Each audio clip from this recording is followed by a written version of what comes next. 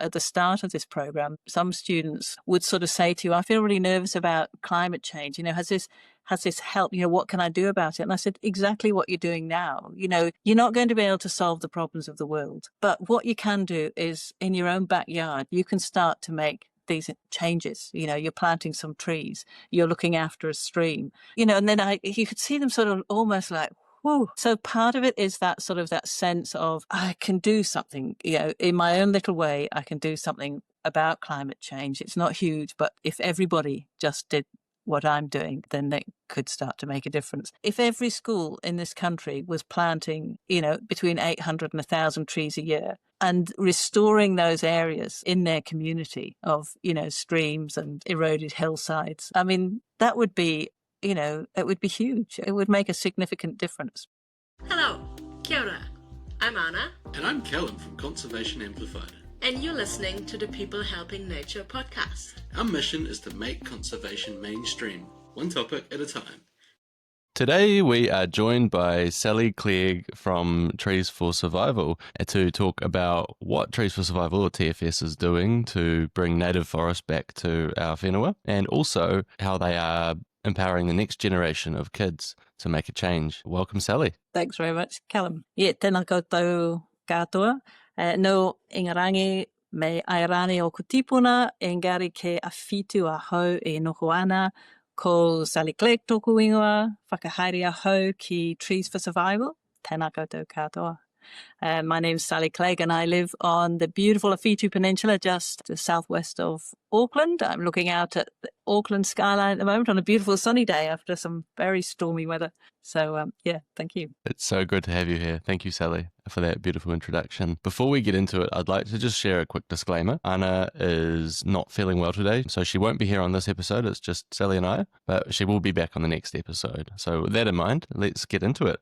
Sally, would you like to start by telling us a little bit about what you do for Trees for Survival? I've done a bit of everything really with Trees for Survival. It was very good really because I got to see every side of it, and then the facilitators I recruited them and I did this. So a number of jobs now we have different people doing. So I've retreated into the role of what they call business development manager, which is doing all the sort of partnerships and bringing in the funding. I think we have to raise about 1.2 million a year. So I'm in charge of bringing that in. Awesome. So when and why was Trees for Survival founded, and what is your mission today? We were very lucky really. 34 years ago, I think Rotary had an international conference called Planet Earth, and they tasked all of their members to go home to their countries and do something to help save Planet Earth. Noel Holyoke, who is the chairman and was based in Pakuranga in Auckland, came back and started off Trees for Survival. When you think about it, 34 years ago, to have that vision of Trees for Survival and realising the importance of planting native trees in the ground, it was quite visionary. We've grown quite a lot from a very volunteer-based organisation through to one that's got more sustainable funding through corporates and individuals and philanthropists. Our mission really is the education side. We've been putting a lot more emphasis on working on an education resource to go with the programme. We discovered that even the teachers were saying to us, I don't know my native trees. I don't know what even what a harakeke, what a flax looks like. So we thought, right, there's a real need here for us to sort of bring in the education around what we're doing, not just to sort of grow the plants and plant them out, but also to understand the benefits of what we do. So we've done a lot with that, and our mission today is to continue doing that education and maybe moving up to college level. We haven't done anything yet with the colleges. That's our next step. I really think every school should have a Trees for Survival program in it. It just seems like something that every school should have the opportunity for students to go out and restore their local environment, choose a stream, get out and have a look at it and plant it. I have to say, when I was at school, we did this program, and I remember potting plants in Bucklands Beach Intermediate in year 8.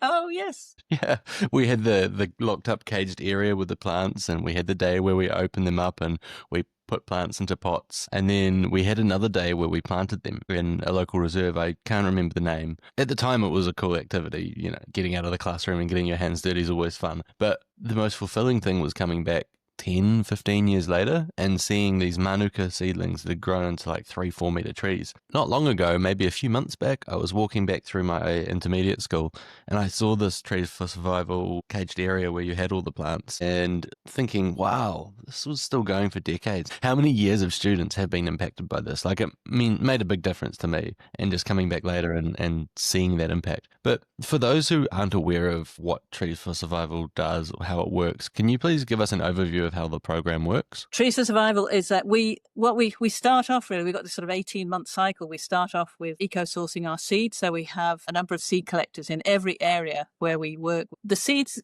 are taken to professional nurseries to germinate.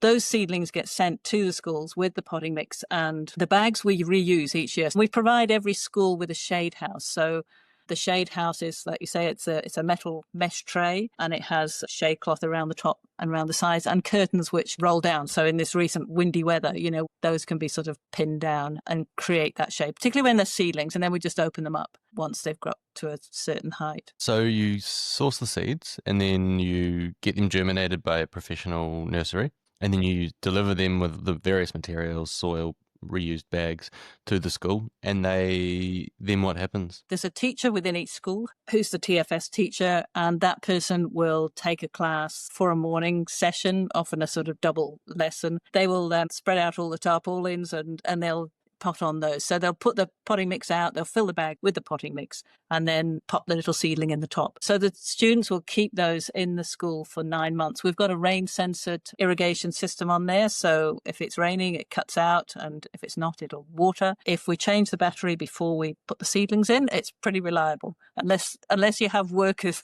I think one of the things we struggle with is when workers go into school and they very diligently go around when they finish work and turn off all the taps. So we've had to sort of put signs on saying, please don't turn this one off. Keep the tap on, yeah. Because that summer holiday period can be critical for that survival of the plants. So once they've grown, within that time, there's a facilitator from Trees for Survival for every area. So each facilitator would have between 5 and 20 schools to look after. The facilitator is like the quality control, checking that the potting on was done properly, that the species were all put together so that we can count them. We keep a plant count before and after the holidays, and then they're taken out to a planting site. Before they're taken out, the facilitator does a site assessment. So we've got a list of about 50 odd questions where we can sort of score a site. So we're looking at, is it suitable for young children, if it's primary school level, to go out and plant? Is it suitable for the plants we've got? Is it a real environmental difference, or is it just somebody's garden that wants a few plants in it? So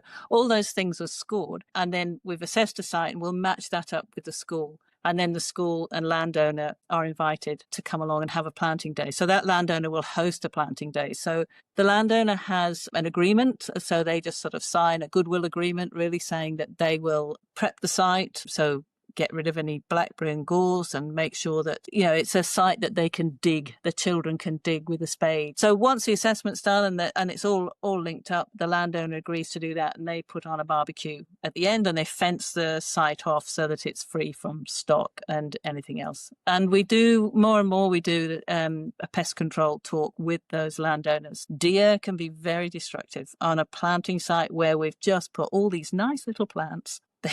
They can just get wiped out, every single one. So the deer will just take everything. So you can go back there, and having planted 1,000 plants, you can look and you might find 13. Wow. We really look at, what are some of the pest issues here that you've noticed, that you've had, and what can we do about it before we plant? So the landowner makes an agreement. The kids come out and plant. This is after 9 months of growing it in the school. What happens for the students after that? We've now got 2 education resources. So we've got a year 4 to 6 and a year 7 to 8 resource, which sort of follows on. So, and really what that's doing is to bring it back into the classroom. So one thing was sort of making sure that the teachers knew a little bit about what they were planting so they could help the students.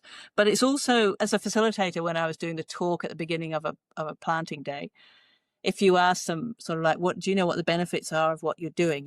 Why are you doing this? Why are you planting these trees? Very often the responses, even at college kids, were sort of like, oh, it's firewood, oh, wood chip. And it was very much thinking about how can those benefit me, benefit a human. And it was a matter of turning that round and like, no, let's think about some other benefits. Let's look at the environment. And then I'd say to them, there are at least 10 benefits. Let's see if you can get 5 of them. And they just sort of start firing off then, and they start to see, oh yeah, filtering the silt from the water, shading the stream, providing habitat for birds and insects and so on and so on. And so they'd very quickly get to at least 10. And it created such a positive vibe, for them to start off on a planting day and think, wow, I'm doing all this with the plants that we've planted. And the students very much call them, these are our plants. They tell the landowner, these are our plants, you look after them. Yeah, right. That's awesome. It is. They take real ownership of them. I just want to make a side note here. I just think it's so important that we invest in the next generation and teach them in ways that they can touch and feel and understand to protect our environment. I think it's pretty clear that the generations coming through are very aware of climate, very aware of biodiversity challenges, but there's a lot of doom and gloom. There's a lot of negativity. You just have to look at the news or look at the social media feeds to see that. But there are positive things happening, and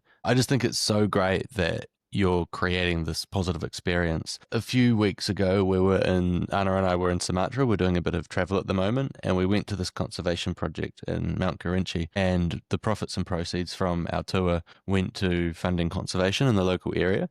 And they said to us, we put all of our spare money into educating children because we see that that's the only way that we're going to change our village and we're going to save our wildlife is by educating the next generation. And it just hit home. And I've been so excited to talk to you about this because you're essentially doing this, obviously different country, different type of ecological challenges and solutions, but you're doing this in New Zealand, and that's so awesome. And it's so needed. What the students get are very much a starter pack, really. So the sorts of plants that they would have would be sort of riparian planting or eroded hillsides, which can be fenced off because they're not being farmed or they're not being used. And it's sort of protecting those waterways. So they're very much starting off with their harakeke, with their flax, and they've got the cabbage trees. They've got the sedges that they will put along the waterways edge, and we talked to them about the inanga. And we've had a number of streams where inanga have now started to spawn along the edges. So they've transformed what was a sort of, a bare paddock with a stream running down the middle of it with nothing into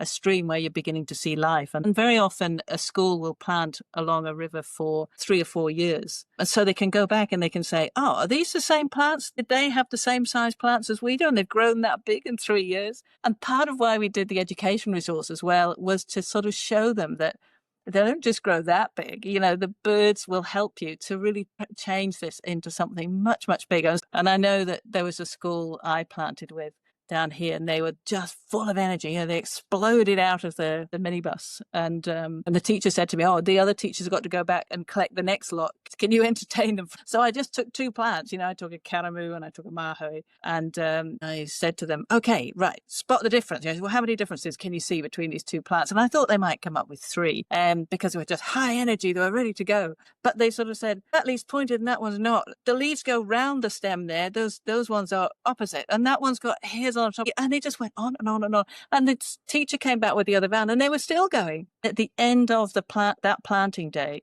those students just did a spontaneous karakia. When they walked back from their site and they looked at it, they just broke into a karakia for their plants in that site. The landowner, who'd been quite strict with them, this big burly guy, I saw him just wiping a tear away. And he said to me afterwards, "I've never been so moved to have that happen, that they just sort of did all that work and then spontaneously did this karakia." He said it just touched him in a way. That's so beautiful. It's hard to deny a kid, adults, we can talk reason, but if you see a kid so passionate, it has a different effect on us. It does, yeah. So let's shift focus to the farmer and the farmland and looking at their perspective. As I understand it, when you're looking for planting sites, you focus on riparian areas and steep or eroding retired farmland. Why do you focus on these areas? It's mainly because, for example, the waterways, it's an easy place to start in that there are so many. You see so many waterways. Once you see one waterway sort of out in the baking sun in the summer, out in a paddock with nothing around it, you just think that just needs to be planted. How different it could look.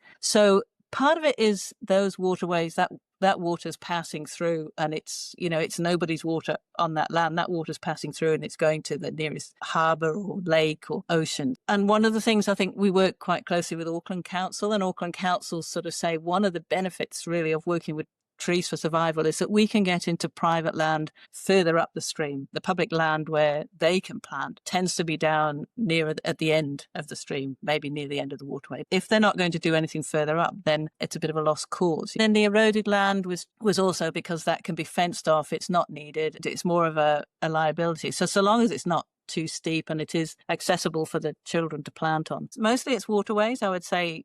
80% is waterways, and then the 20% can be hillsides. We've planted some huge planting sites, whole hillsides of it. And you look back at what's been planted by students. It's amazing. Wow. I guess that's where you're going to have the highest ecological impact. As far as Trees for Survival goes, once the landowner and the school are connected, how do you ensure that the right trees are planted in the right spaces? So that's part of the assessment. So once we go and see a site, then we go back and say, okay, this school has got these plants. We can do a swap around. So we can say if it's a real sort of swampy area and we actually need some more sedges there, then what we can do is sort of swap some plants around from another school and make sure they've got the right mix. We start off when we put the order into the seed collectors, we make sure that it's suitable for a site. If we know the site that early on, very often we'll know if it's a site that we're going to continue for a number of years, we'll say, yeah, well, that school's going to be planting on a stream and it's quite swampy on the edges. So I will need some of the sort of carex plants or those sedges to go along the edge. And it's really important to get the right plant for the right place. As a facilitator, I'll go and I'll lay out the plants on the site before the students arrive. That's awesome. And so the kids have planted these native trees. You've got the right plant in the right place by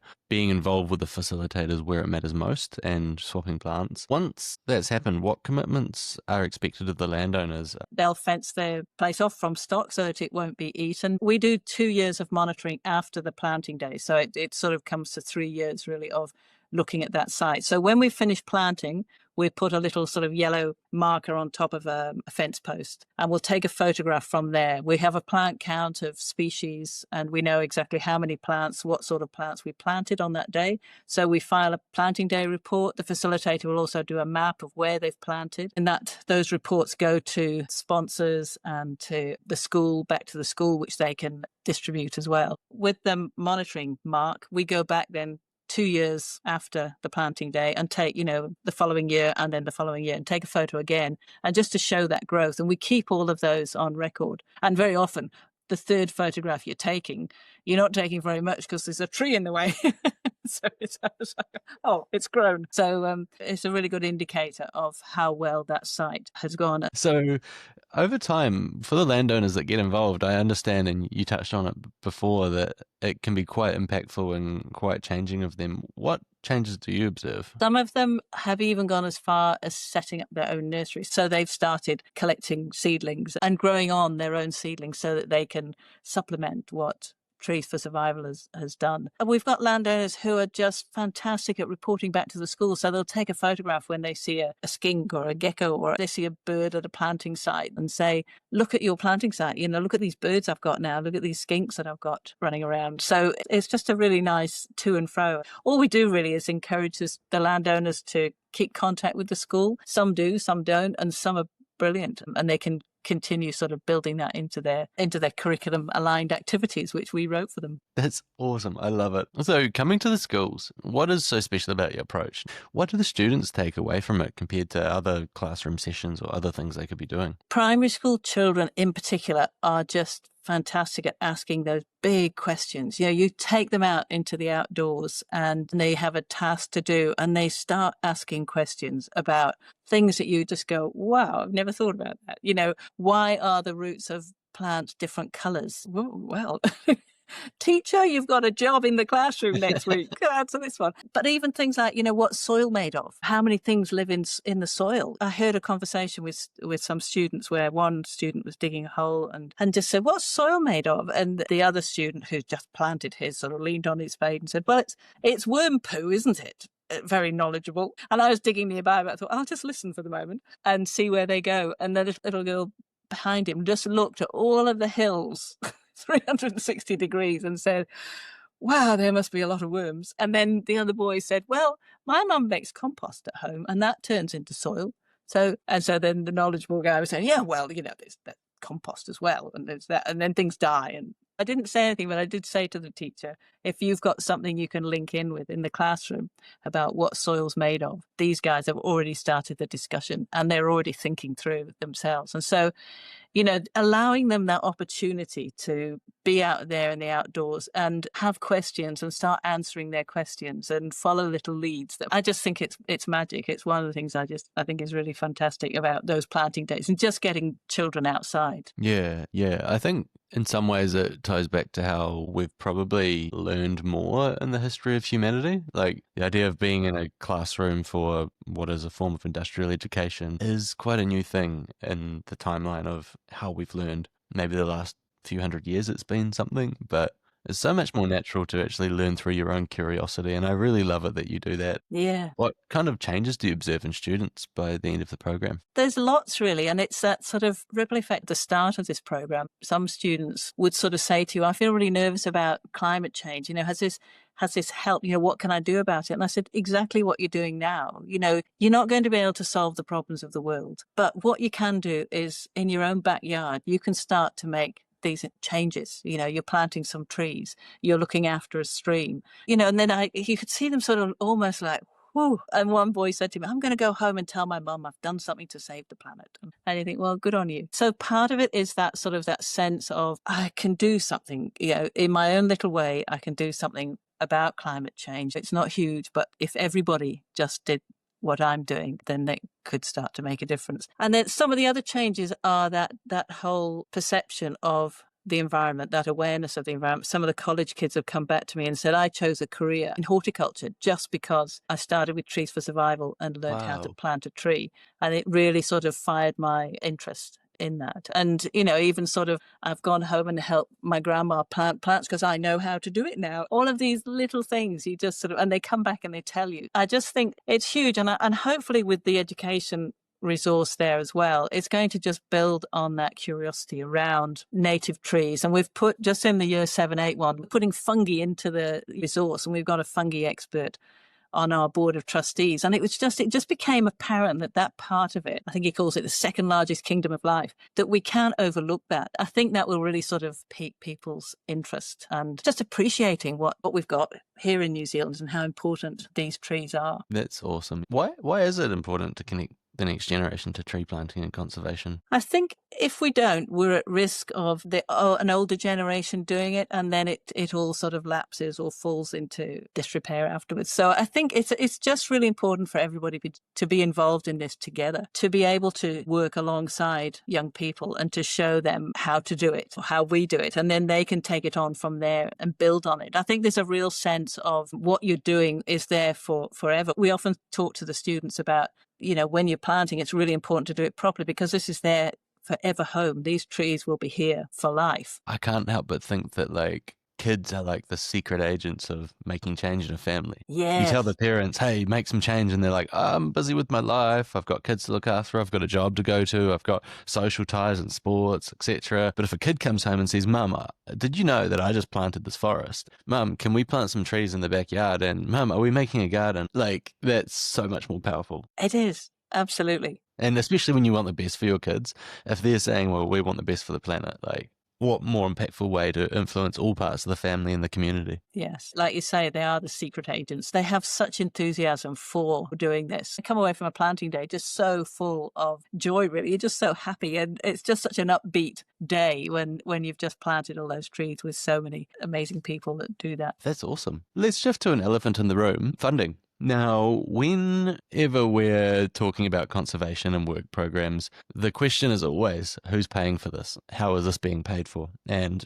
we are in a funding shortage at the time of recording, but this isn't a short-term thing. So how do you ensure that you can carry on operating given the challenges? That's a big issue for us, really, because when a school starts with us, we know that they're going to be with us for life. Our drop-off rate is tiny. And so we know that when we're taking a new school on, we have to be able to support that school for every year that they're going to do it. So paying for the shade houses in that first year is an additional cost. And then there's an ongoing cost each year for the facilitator and the potting mix and the plants and seedlings. And the reason we're so big in Auckland, and there's probably just under half of our schools are in the Auckland region, was because Auckland Council stepped up early on with their targeted fund for Nature sort of said, okay, we will support the facilitators in this region. So they contracted the facilitators for Trees for Survival. So that meant that we started in Auckland. That grew quite quickly. We have a number of what we call principal funders. So Trees That Count will help us. And we have another one called One Tree Planted. And then we'll have other organizations who will say, okay, we'll sponsor a school near where we are, and they will sign up for that. It's a local business, and then they get invited to the planting days. So there's a mixture of that. And then we also have individuals who can go onto the website and donate a tree, that type of thing. So that's part of what my job is. And it can get scary if you think about it, but it's such a good story to tell. And it's such an easy story to tell. You know, it sort of ticks those boxes of your education and your environment and your next generation and your community. It's so broad, you know, I mean, I just think it's one of the best programs really for environmental education. I think there's a pretty tangible benefit there. You know, trees go in the ground, kids learn, and you can come to the planting day and there's a clear benefit. So let's just take a look at the future. Can you paint us a picture, please, Sally? If your wildest dreams were to come true in the next 20 to 50 years, what would Trees for Survival look like? I really think that the Ministry of Education should step in and take this program on board. You know, this should be something that should be in every school. If every school in this country was planting, you know, between 800 and 1,000 trees a year and restoring those areas in their community of, you know, streams and eroded hillsides, I mean, that would be, you know, it would be huge. It would make a significant difference. We have international obligations to be accountable for our carbon emissions, and if we don't do something about it locally, we have to buy offsets internationally, as I understand it. So it could potentially be a solution. Get the schools involved, educate the next generation, and remove future carbon debts. Exactly, yes. And we're working with Tane's Tree Trust to sort of calculate the carbon that we remove with each planting. So we don't claim that, but we can let you know that that's the amount. So just wrapping up, I've got a few more questions. What does conservation mean to you? Everyone has a different view. What's yours? It's that whole appreciation of what Aotearoa New Zealand has, you know, with those trees and protecting those. But it's making sure that sort of habitat, providing the habitat for the native species and just looking after it. You know, yes, you plant it, but the large part of it is afterwards when you're looking after that. And conservation for me is all of that, just giving those native plants a chance to get back and get started, and then they can carry on after we've gone. I completely agree. We need to plant our native forests, but we need to care for them so that they last forever. Now, let's say someone's listening to this and they think, I want to get involved, I want to support you. How can they get involved and support your work at Trees for Survival? If you want to support, you can go onto the website, tfsnz.org.nz. You can donate a tree, or you can request for a call if you want to support a school. So if there's a school near you and they're already doing Trees for Survival, or you think they could do Trees for Survival and you'd like to support them, you can do that through the website as well and make an inquiry, and you'll come and you'll talk to me. Cool. Fantastic. Awesome. Hey, Sally, this has been such a pleasure chatting with you. I think it's so amazing what you're doing, and it's been such a pleasure just to pick your brain. So thank you so much for generously taking time out of your day to share what you're up to and all the good that you're doing. No, it's lovely. And thanks for your knowledge as well. I know you've got a lot of knowledge there too. It's great to just keep working together. I think people working in this area just connect really well, don't they? Conservation, best place in the world to be. We're not biased at all. Yes, thank you.